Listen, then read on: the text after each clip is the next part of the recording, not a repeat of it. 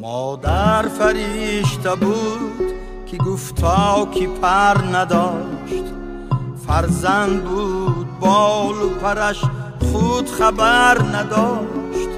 شاید خبر زی بال و پرش بود هم، ولی فکری جدایی از پسر و از پدر نداشت. مادر فریشته بود، مادر فریشته بود، مادر فریشته بود، مادر فریشته بود.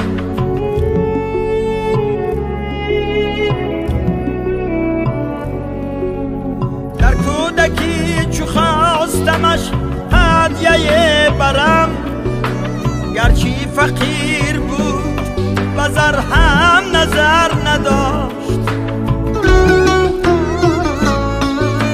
گر بیش بود دوری جوانی هوس به دل، گنج و گوهر گر بردمش حاجت دیگر نداشت.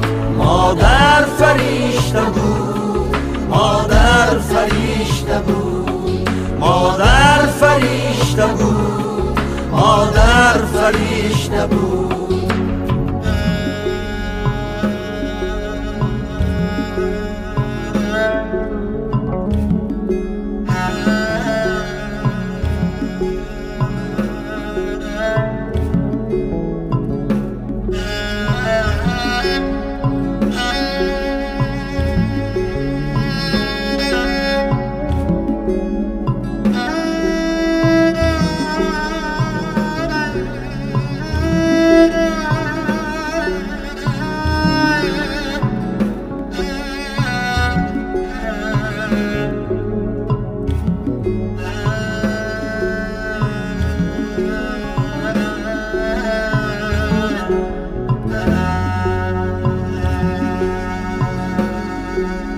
مادر فریشته بود، فریشته مدام هست، جز داغ و دردی زندگی رنج اگر نداشت.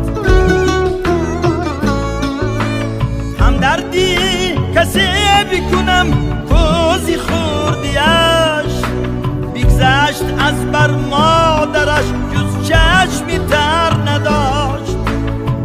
قدری او نهانی و آذر بگفتند، به یاد مادر دردشان در دل اثر نداشت. به یاد مادر دردشان در دل اثر نداشت. مادر فریشته بود، مادر فریشته بود، مادر فریشته بود، مادر فریشته بود.